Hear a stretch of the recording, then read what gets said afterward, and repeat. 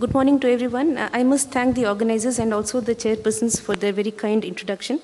And I'm in a slightly precarious spot because I'm coming after two very stellar speakers and people who are very well known in their field. I hope I do justice to this remaining part because apart from the headache, which is one of the main complications of neuraxial block, there are several others which need equal concern and management. This is my hospital where I come from. And this is a very familiar sight for everyone. This is our very familiar maternity operation suite where a patient is waiting for her spinal anesthetic with twins. You can see the preparation in the background.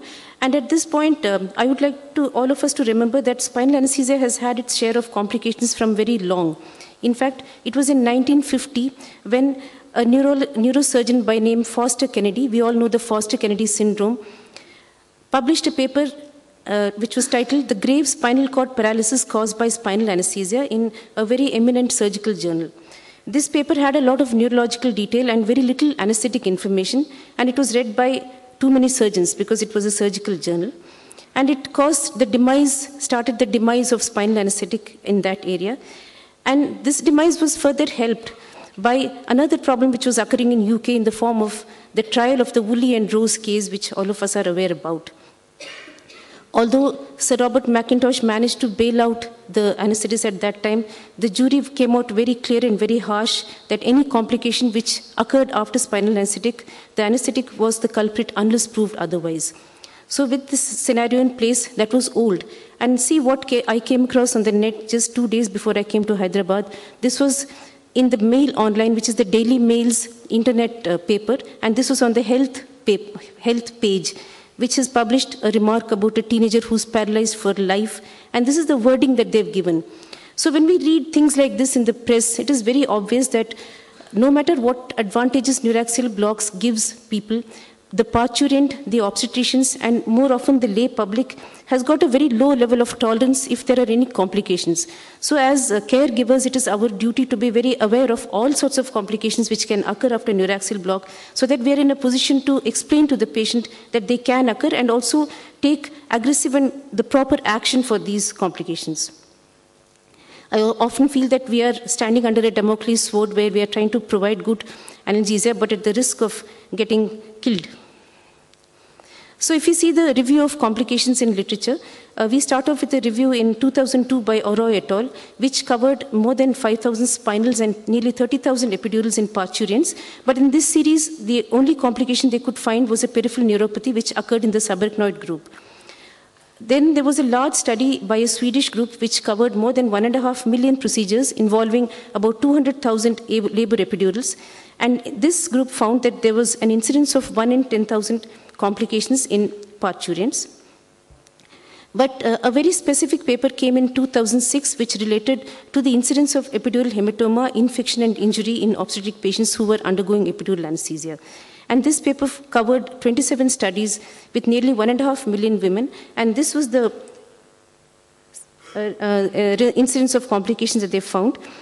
And for practical purposes and for ease of management, I would like to divide the complications which occur after neuraxial block into neurologic complications and non-neurologic complications. Neurologic complications, as we are all, we would agree, are alarming and very demoralizing both for the patient as well as for the practitioner, and they can very often be even catastrophic. And as Dr. Kaman pointed out yesterday, in this article by Davies in Anesthesiology, we find that the claims for maternal backache and neurological injury is actually increasing. So then the non-neurologic complications, on the other hand, are slightly less troublesome and can be usually tackled with conventional techniques. I just want to highlight that coming to the neurologic complications, some of it is actually not our fault at all, which I'll be highlighting in the next few slides. So I've made a flow chart which I hope will make things slightly easier. So if you look at the neurologic complications, they can be firstly technique related, that is to our technique. We can have something like a faulty technique, which includes causing injury to the spinal cord with a needle or causing breach of asepsis, or which can be intrinsic to the technique, which can be sort of accidents like systemic toxicity or subdural injection and so on. And neurologic complications can actually also be related to problems which are actually intrinsic to labor and delivery in the form of obstetric nerve palsies. The patient may even have certain pre-existing abnormalities in the spinal cord. So if you look at the red oval, then this is the area where we can impact and we should sort of examine ourselves and see if we can make a difference. Whereas the white circle is more for purposes of knowledge and to save ourselves from medical legal events, because we should be able to know conditions which mimic neurological complications occurring after a neuraxial procedure. One of the first papers which talked about damage to the conus medullaris was by Felicity Reynolds in 2001, where 7 women who, after having subarachnoid block, had complained and presented with foot drop. And on history, they said they had all had pain during insertion of the spinal needle. And when MRI was done for these patients, a syrinx was found in the conus medullaris in all the patients. And Reynolds also found that the anesthesiologist had actually injected the spinal drug 2 levels higher than what he had recorded in the anesthesia case chart. This discrepancy between locating the spinal spaces by palpation and comparing it to locating it by ultrasound was later on covered in 2 papers, and both Whitty as well as Schlotterbeck confirmed that nearly in 40 to 50% of patients, the ultrasound diagnoses this level of skin puncture level nearly 1 to 2 spaces higher than what was entered in the chart. So this obviously points out there are more chances of cord injury if we do not know where we are sighting the needle. The recommendations made at that time by Reynolds were that because of these sources of error, anesthetists need to relearn the rule that a spinal needle should not be inserted above L3. And she also gave certain recommendations like the injection should be always only performed below L3 level. You should stop if the patient complains of any pain and resume the injection only if there is no pain. And the needle should be resighted if the pain persists. Coming to the next complication, a dreaded complication of infective complication like abscess and meningitis, although the actual incidence is unknown and the incidence is supposed to be very low in obstetric practice, these complications can be life-threatening and, as I mentioned earlier, can be very much modified by our practice. The incidence of infection has also been studied in the same 2 reviews which I mentioned earlier. There was no infection encountered in Oroy's series in 2002. However, the Swedish series found 29 cases of meningitis in surgical patients and none in the obstetric patients. They also found that the incidence of epidural abscess was more in the surgical epidural and only 1 epidural abscess in the obstetric patient. And it was probably because parturients are very young and healthy and they might actually so-called get away with small inoculums in their neuraxis. That was one of the explanations given. And meningitis and epidural abscess both have very different etiological, they follow a very different path, so to say, and therefore it's necessary to understand them because only that will help us to prevent it to a large extent. Coming to meningitis, dural puncture is a necessary risk factor for any kind of meningitis because it never occurs spontaneously in the obstetric patient. And all patients who have received a dural puncture for either for a CSE or for a spinal block have been in labor for a short amount of time. The organisms incriminated are usually Streptococcus viridans or salivarius, both of which are found in the upper airway of the person performing the procedure. And we see that case reports commonly occur as clusters, which indicates that it's most likely due to some faulty step or a breach in sterility. The patient usually presents within a few hours or days with severe headache and fever and backache, emesis, and this problem may in fact be even confused with post-dural puncture headache and patient might even get a blood patch. And full recovery occurs if the treatment is prompt. I just want to bring to your notice this article which was published in the IGOA 2007 and also simultaneously in the New England Journal of Medicine. It was a tragic sequence of events where there was a cluster of meningoencephalitis in previously healthy women in Sri Lanka, and all of them had undergone cesarean section with subarachnoid block. Of the 5 people who were ill, 3 women died, and the infection was actually traced to fungal contamination of syringes with the Aspergillus species. Actually, what had happened was that these patients had syringes used on them which were donated for the tsunami victims, and these syringes were stored in a warehouse under very unfavorable conditions of temperature and humidity. So it makes us think, especially all of us in India who sometimes just use syringes without looking at the expiry date and where they've been put, and this is, I think, a pointer for us to be very careful. Surprisingly, there has been no report of any meningitis occurring after an elective cesarean section if the patient was not in labor. And many reasons have been given for this occurrence. Probably the OR is cleaner than the delivery suite. We all know that we find patients thrashing about on beds which are soaked with amniotic fluid and other things in the labor room. The anesthesiologist wears a mask, and in elective cesarean section, the patient yet does not have a streptococcal bacteremia, which they are likely to have when they have gone into labor. And antibiotics, as we know, are a routine after cesarean section. Epidural abscess is usually caused by skin flora of the patient, and sometimes due to contamination from the amniotic fluid-soaked bed. And epidural infections require a catheter track and a nidus or a seeding through the bloodstream or through the injectate. It has been found that cases which were managed with ropivacaine and devo-bupivacaine have an increased incidence of epidural abscess compared to racemic bupivacaine, which has bacteriostatic properties. These patients present with backache and marked tenderness with increased leukocyte count and C-reactive protein, and they require an MRI for diagnosis. And most of them, the majority of them require decompression either by a needle or surgically. Recovery may be incomplete in these patients. Following this, there was a flurry of studies which tried to compare the cleaning solutions which we could use for patients who are undergoing neuraxial block. And in this regard, I would just summarize by saying that 0.4 to 0.5% chlorhexidine was found to be effective than most other cleaning solutions, and that is what is recommended nowadays. So the recommendations by Reynolds, which appeared in anesthesiology clinics of North America, says that you wear a cap and mask and remove all unnecessary things like jewelry from the hand, wash hands and wear gloves without touching the gloves outside, prep the area widely twice using a chlorhexidine scrub and drape the area properly. And finally, try not to contaminate catheters. Yesterday, I think on the first day, we had a discussion of how spinal catheters or needles can get contaminated because they are in close proximity with cleaning solutions on the same tray. So make sure that the cleaning solutions are removed away before you start your block.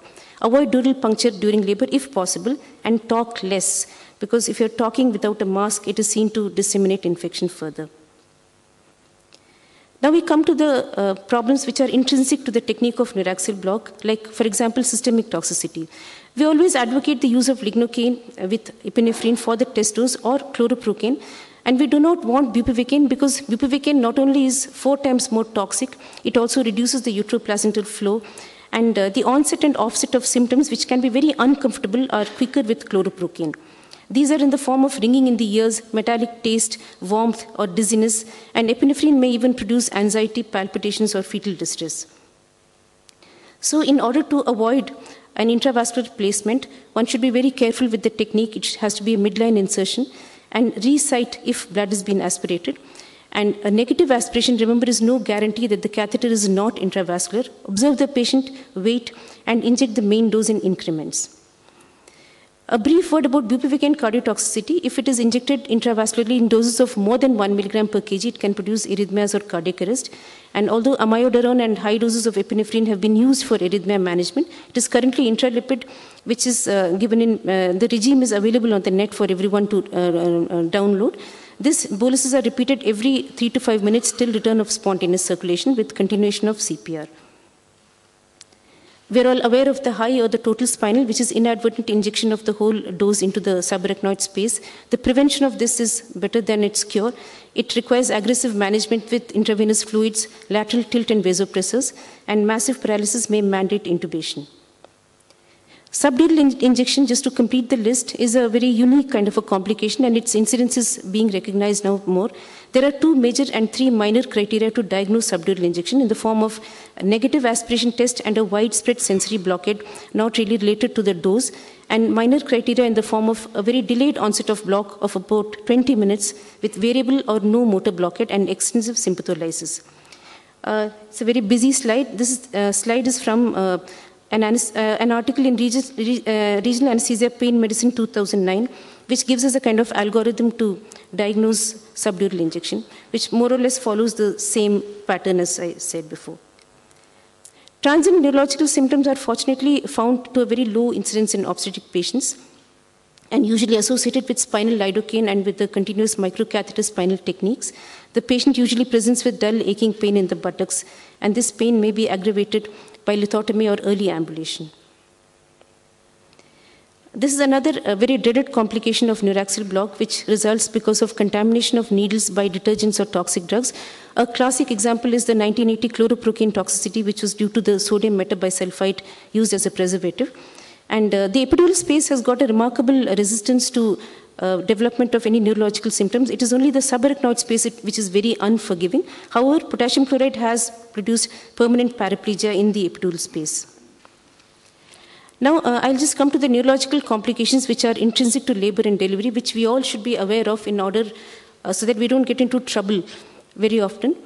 And backache is a problem which is extremely intrinsic to pregnancy and delivery due to a variety of reasons like exaggerated lordosis, a strain on the relaxed pelvic ligaments and joints, the presence of relaxin, and abnormal posture adopted by the mother even after delivery. Obstetric nerve palsies are an entity which involve the lumbosacral trunk, the femoral nerve, the lateral cutaneous nerve of thigh, or the obturator nerve. And this is just a series of studies which showed the incidence of these complications, the latest one being by Dar and Wong, which sort of said that the incidence was roughly 0.58 to 0.92% of all the deliveries. And these nerve injuries traditionally maximally involve the lateral femoral cutaneous nerve of thigh, and then nextly the femoral nerve, and then a mixed incidence of the peroneal nerves, the lumbosacral plexus, and others. The predisposing factors, which are the patients which are likely to get these injuries, are nulliparous women with flat pelvis, large baby and cephalopelvic disproportion, with short maternal stature, and especially who have had a prolonged second stage with forceps application. The mechanism of this injury is usually compression or stretch or ischemia to these nerves or plexuses because of the positions adopted by the patient for delivery, which may include the semi-Fowler lithotomy, which is held for a very long time because in nulliparous, the second stage can be really very long. This causes injury to the lumbar plexus. And if the feet are held in stirrups and the stirrup rod is pressing on the fibular head, then it can cause compression of the common peroneal nerve, like you can see. And this is a Meck-Roberts maneuver which is used for shoulder dystocia, just to rotate the shoulder so that the patient can deliver. And here the thighs are hyperflexed onto the abdomen, which can result in significant femoral nerve injury and also the lumbosacral plexus injury. There can be contributory causes like profound systemic hypotension because of a high level of spinal, which can reduce blood flow in the internal iliac arteries, which is seen to supply blood to the conus medullaris and cauda equina in nearly 15% of patients. Therefore, central neuraxial blockade may actually indirectly contribute to this finding. And also the fact that the parturient may not be aware of the discomfort she's having because of nerve compression, since she's not aware of the pain. So it's very important on our part to evaluate this neurological injury by terms of history. We find out the onset, the location, the radiation, any patterns, I mean, is there any pain or paresthesias, the dermatomal pattern, and also, most important, the duration of the second stage, the position that the patient had kept, application of forceps or stirrups. These patients warrant a complete neurological examination, including the sensory and motor tone of the paraspinous muscles. And if we elicit deep tenderness on the spinous process, it usually gives evidence of a deep-seated lumbar spinal epidural abscess. Calf paresthesias and foot drop point to peroneal nerve injury, and quadriceps weakness or hyperalgesia to femoral nerve injury. These patients also should have a CT or an MRI done. And it's very important to have an electromyogram because this solves a lot of problems. Stopped working, I think. An electromyogram takes nearly 3 to 4 weeks to change. So therefore, if we do an electromyogram at the time of presentation and after 4 weeks, then any change in the abnormal myogram indicates that the new injury occurred during the delivery. Whereas if the patient has an abnormal electromyogram right at that time of presentation, it probably suggests a pre-existing disease. It's also important to remember that MRI at this stage may reveal the patient to be having other abnormality, as was seen in this series which was published in Anesthesia Analgesia 2007, where a total of 12 cases who had severe and long-lasting complications of the nerve root were examined. 3 of these patients had undergone caesarean section and all had received spinal. And the history was that 2 of them had had difficulty in sighting the block, and all the patients had pain and unilateral paresthesias. It was found that there was lumbar canal stenosis in one of these patients and an arachnoid cyst in the other patient, and the 3rd patient had an injury to the conus medullaris. The non-neurologic complications, just to complete the list, the significant ones are respiratory depression and fetal bradycardia, and small but annoying complications are shivering, pruritus, pyrexia, nausea, vomiting, and Horner's syndrome. Respiratory depression in the obstetric patient after epidural and intrathecal opioid is usually associated with a very low risk of clinically significant depression, but it's a very serious risk and parturients may die or have severe neurological damage, so we should be careful. So there are certain recommendations for how to be safe with these doses. We have to identify patients at risk. Patients who are morbidly obese or who are pre-eclamptics who are receiving other agents like magnesium sulfate which can produce sedation in its own right, or who are having concomitant administration of other sedative or narcotic drugs should be very carefully monitored if we give them any intrathecal or epidural opioid. Shivering can be usually controlled by warming the IV fluids, applying warming blankets. This recent study between clonidine and tramadol found that clonidine was more useful than tramadol. Pruritus is probably through an encephalinergic pathway involving the gray matter of the dorsal horn. A variety of drugs have been used to control pruritus. We still don't know the cause of maternal pyrexia, which is usually mild, but which can lead to extensive fetal sepsis workup and adds to the expense and the worry. Ondansetron can be very effectively used to control vomiting and nausea. Horner's syndrome is also a very unique complication seen in very few patients. I'd like to ask the postgraduates, can you identify this gentleman? This is Dr. Leroy David Van Dam, and the reason I'm putting his photograph here is that he did a study which was titled Long-Term Follow-up of Patients Who Received 10,000 or more than 10,000 spinal anesthetics immediately following the paper by Foster Kennedy. He was stimulated to do this study, and he published the results in JAMA 1960, 10 years after spinal anesthesia was killed in the US and Europe, and he was responsible for the resurrection of spinal anesthesia, and he absolved it of all its crimes. So I dedicate this presentation to Dr. Leroy David Van Dam. It's also less known that Dr. Van Dam was a very brilliant artist, and this is his watercolor painting of the house where Morton was born. So the conclusions, briefly: cord injury can be prevented by careful sighting, be above L3 level, use ultrasound if necessary, don't inject if pain occurs, always follow up your patient if you saw anything unusual. A neuraxial infection can be prevented by strict asepsis, and always investigate for other causes of nerve damage.